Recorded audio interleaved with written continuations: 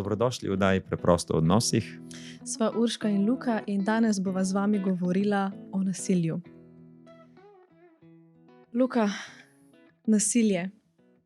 Težka tema, zahtevna tema, O kati- ampak vseeno izjemno pomembna tema, da se o njej spregovori. In bi rekel, če gledamo tako družbeno, se veliko govori o njej, a hkrati se ne govori dovolj. Ves čas se nekako srečujemo s tem vprašanjem, koliko je zdaj tega več. In jaz imam samo občutek, da smo res mi malo bolj občutljivi na te stvari, mislim, malo veliko bolj, in da jih zaznamo in da več govorimo o teh zadevah, ker tega je še ogromno in je zelo pomembno, da govoriva o tej temi, zato sva si jo tudi izbrala danes. In je to tema, ki se praktično zelo pogosto se srečujeva z njo v terapevtskih praksah. Nasilje med partnerjema, nekako na to se bo danes najbolj osredotočila, bo malo osvetlila, in o tej dinamiki, ki jo imata, o krogu nasilja. In kako v bistvu pride do nasilja med partnerjema, kako je to v bistvu ena taka dolga pot. Ni iz danes na jutri, ni kar naenkrat šok, čeprav je lahko za žrtev, kar od nekje prišlo, ampak znaki so bili pa že prej. In nekako vedno rečemo, odnos se začne, da imata oba 50-50 prostora zase in potem pa bomo šli v najbolj tradicionalne vloge, da je moški nasilen nad žensko, in potem se začne ženski prostor krčiti, počasi, kar naenkrat se ne dobiva s prijateljicami več toliko, pa se ne rabiš iti na pilates, zdaj ostani doma z mano, osamitev, prav pride do ene osamitve tam te žrtve. Tako kot praviš, bova rekla, nasilje, to je proces. To je proces, ki se začne z čisto majhnimi stvarmi in potem postopoma napreduje do eskalacije. Ampak to postopno napredovanje lahko traja ponekod mesece, ponekod leta, ponekod tudi desetletja. Torej 10 let ali več od začetka tega procesa nasilja do eskalacije.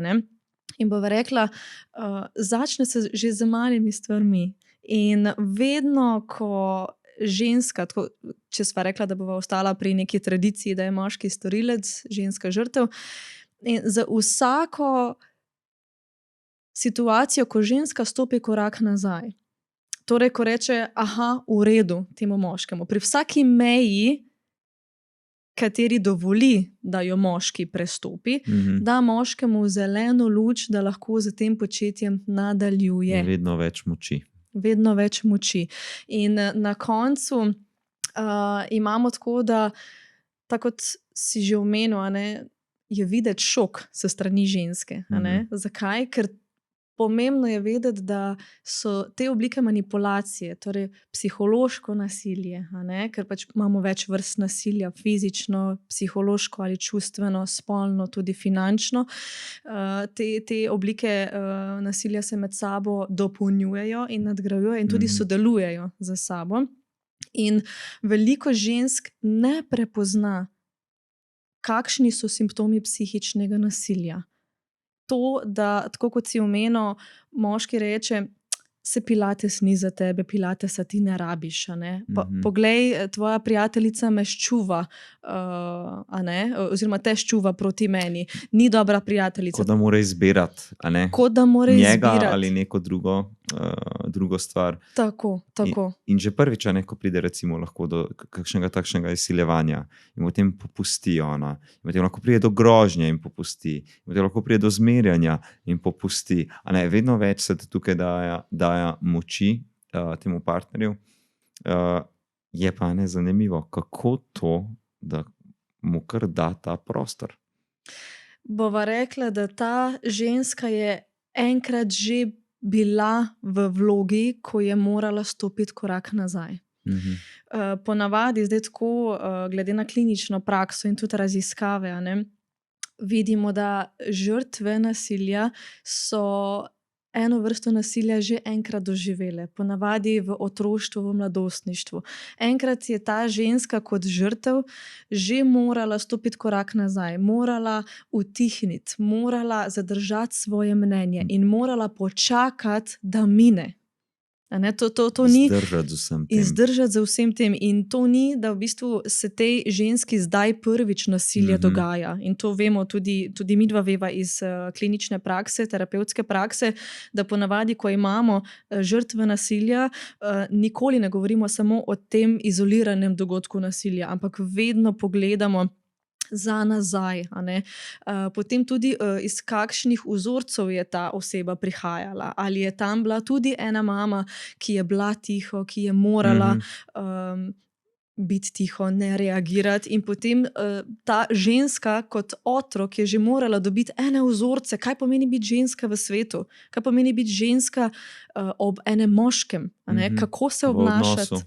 Ja. Točno to. In pridajo ti vzorci, dejansko te vzorce nezavedno vlečemo naprej. In tukaj mi prav prijeta dve stvari. Ena je, kako veliko družba reče, pa kako ona ne more iti stran od njega. A ne? Ja. Je prav tako, kot si razložila. To je tako močno biološko zapisano, a ne, v njeno telo, v njene možgane, da se morajo odigravati te stvari. To je ena taka stvar, ki mi zelo Prav ostaja. noro je, Ja, to ker je prav, ne moremo razumeti. Glej, nasilje se ti dogaja, trpiš, jočeš, boli te, ponižana si, razvrednotena si. ogroženo je tvoje življenje, a ne, in do vseh ekstremov, in ona še kar tam zdrži in vztraja Tako. in trpi, a ne, in ja, prav trpljenje, agonija je, a ne. Ja, to je ena ta zadeva, ne, ki jo lahko razložimo, kako je to biološko močno. Pa tudi pogosto slišimo, če pride do nasilja, pa rečejo, ja, sej pri meni doma pa ni bilo nasilja. In sploh ne prepoznajo, a ne, kakšna dinamika je bila tam doma. Da, lahko da ni prišlo do fizičnega, ali pa da ni spomina, da ni prišlo, ampak grožnje, nasilje, a ne, vse to je bilo, ne, mislim, verbalno nasilje. Lahko da je bilo v tej obliki, tam se pa stopnjuje v tem odnosu. In če se vrnemo, a ne, prav na ta odnos, ko pride enkrat do teh groženj in do spuščanja teh meja, in potem do te dinamike med storilcem in žrtvijo, kako more počiti, eksplodirati. A ne.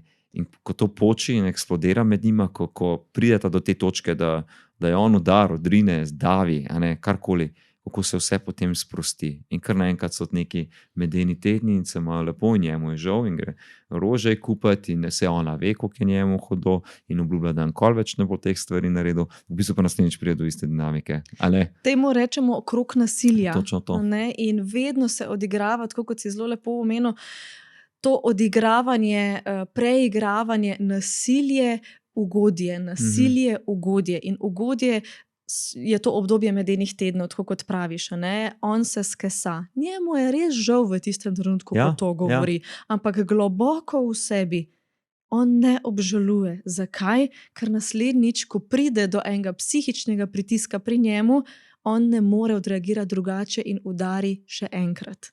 A ne?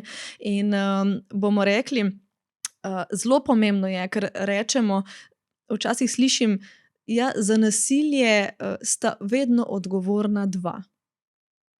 Bomo rekli, dajmo to malo razčleniti.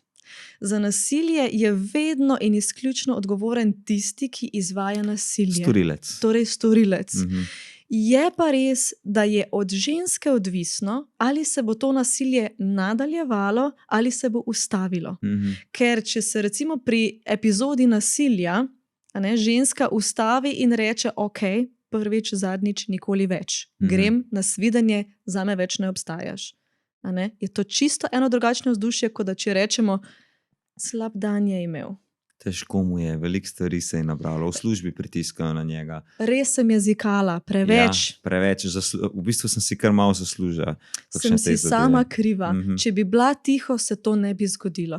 In tukaj je izjemno pomembno, kar bi tudi midva želela tukaj sporočiti, da odgovornost je vedno na strani storilca, ampak ženska je pa tista, ki reče, ok, a se bo to nasilje nadaljevalo, a se bo to tukaj in zdaj zaključilo. In storilec, a ne, kako oni upravičujejo vse to.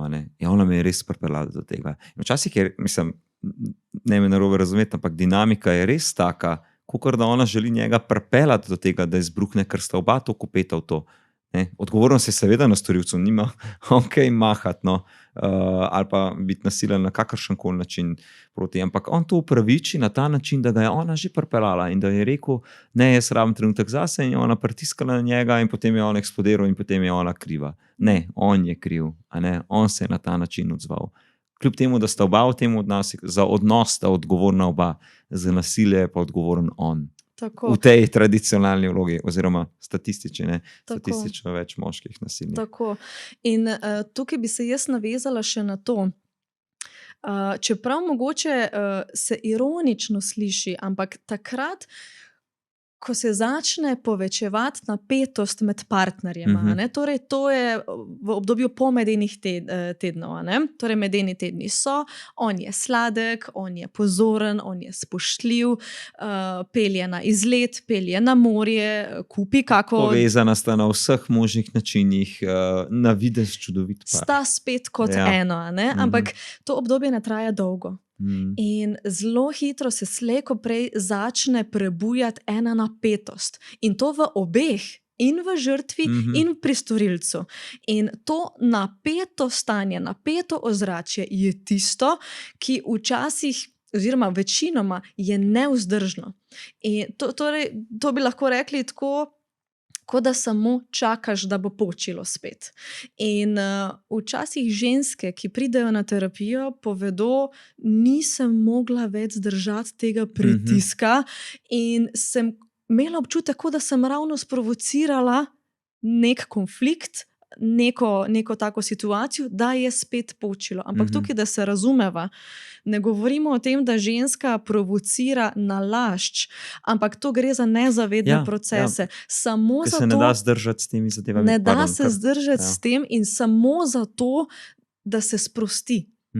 In ženske velikokrat rečejo, ok, nasilje se je zgodilo, spet je bila epizoda, ampak zdaj bo nekaj časa mir. Zdaj nekaj časa ne bo teh napetih občutkov, teh težkih občutkov, frustracije, pričakovanja, jeze, besa, nepredvidljivosti. In je prav zasvojenost od tega odnosa lahko, ne? Čista zasvojenost. Ker je nujno potrebna ta dinamika in ker ne da se izstopiti iz teh stvari. Eno in isto. In je res dolga pot, da lahko žrtev tukaj odstopi od storilca, se umakne, pobegne, ga prijavi, kaj šele prijavi policija, koliko imamo teh primerov, policaji najbolje vedo, ko gredo na dom zaradi nasilja in potem vidijo, da je plava ona in bo ona zagovarjala gospoda, da v bistvu nič ni bilo. In ko pride končno na te točke in v stik s tem neko odločnostjo in da se bo odločila zase in potem postavila mejo, kaj noben ne sme pristopiti, je izjemno dolga pot lahko. Ampak, Luka, a veš, zakaj je to tako težko postaviti mejo? Zaradi tega, ker je ta storilec vsakič, ko je ona želela postaviti mejo, jo je razvrednotil in je poteptal njeno mejo, njeno angažiranost za to, da si postavi mejo. In če so prej govorila o tem, da nasilje traja lahko leta, oziroma da je proces nasilja dolgotrajen proces, večleten proces, zdaj si predstavljaj, da nekdo iz leta v leto, 10 let, 15 let tepta tvoje meje, na koncu ženske sploh ne vedo več, kdo so in samo čakajo, da jim ta storilec pove, kdo si ti oziroma kdo sem jaz. Niti senca sebe niso več. Niti prijateljice ne poznajo, ker itak ni več v stiku z njimi. Predvsem pa ni tam neke sreče, mislim, saj ne more biti. Nikakor. Ampak recimo, kaj se pa da narediti? Kako se da delati z žrtvijo? In kako se v bistvu predvsem da delati za storilcem? Ker zdaj smo tako, zdaj, kot malo udarjamo po teh storilcih. Ampak bomo rekli, jaz sem imela tudi izkušnje klinične terapevtske prakse, ko se da delati za storilci in se da na nek način pomagati tem ljudem, da oni sploh pridejo v stik z svojimi občutki. Ker tudi storilci imajo svojo zgodovino in oni se niso rodili takšni, oni so postali takšni In če lahko mi pomagamo žrtvam, dajmo delati tudi na storilcih, da Absolutno. tega početja ne bodo več delali. In kako so storilci bili pogosto sami žrtve teh zadev, a ne? Tako kot si rekla, oni so postali takšni, a ne? Sej to je popolnoma domače ozračje obema, a ne? Njej in njemu. Tako, in tukaj gre za preigravanje teh dinamike storilec žrtev. A ne? In nekdo, ki je včasih bil žrtev nasilja, je lahko v drugem odnosu storilec. Točno to. Ker se gre sam za to, da se tale čustvena dinamika odigrava, da se ponavljajo eni in isti čutenja, ne glede na to vlogo. Ker, če smem zdaj čisto splošno, prav tako, on je nasilen nad njo, ona je pa lahko potem nasilna nad svojim otrokom. In je ona storilec, Tako, in je tako. potem otrok žrtev. Vidiš, sem ravno razmišljala, ko sem pregovorila, oziroma ko si ti povedal, koliko žensk ščiti tega storilca. In zdaj sem ravno jaz prevzela to vlogo. Dajmo še kaj o storilcih povedati, pa še Tako, njim ja. pomagati. In se mi zdi, kot da kar potegne v eno tako dinamiko, kar potegne v eno tako vlogo. Ampak te stvari so popolnoma normalne, in vleče nas v te stvari, dokler v bistvu mi sami pri sebi ne začnemo delati in brskati, okay, kaj se zdaj z mano dogaja, zakaj jaz vztrajam v tem nasilnem odnosu, zakaj recimo, ne vem, otrok ne morem zaščititi in ne morem zaščititi sebe v teh odnosih. In jaz bi tukaj prav na to bi zelo podprl najine gledalce, da če se kdorkoli sooča s takšno situacijo, naj si poišče pomoč. In da niso sami v teh stvarih. Ker predvsem je občutek, kakor da so popolnoma sami in da je itak situacija neobvladljiva in kaj se vse dogaja. Niso sami, lahko se obrnejo po pomoč. In zelo je pomembno, da če imamo tako situacijo doma, da si ne rečemo, vse druge je še pa slabše, vse druge je še hujše. Ne.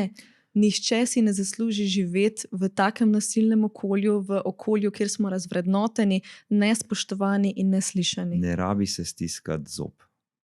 Absolutno, da ne. In včasih je dovolj že spovedati se eni prijateljci. Ne vem, mogoče lahko tudi staršu, če imamo toliko zaupanja v te ljudi. Samo ne biti tiho in ne držati teh stvari za sebe. In definitivno, sploh če so otroci recimo v odnosu oziroma v družini, prijaviti te stvari na policijo. Okay. Najlepša hvala, da ste zdržali z nami. Želiva, da bi vsak od vas našel kanček poguma, da bi postavili svoje meje, da bi jih zmogli postaviti in da bi vedeli, da smo vredni vsi, da živimo srečno in mirno življenje. Vabljeni ponovno k poslušanju najine naslednje oddaje.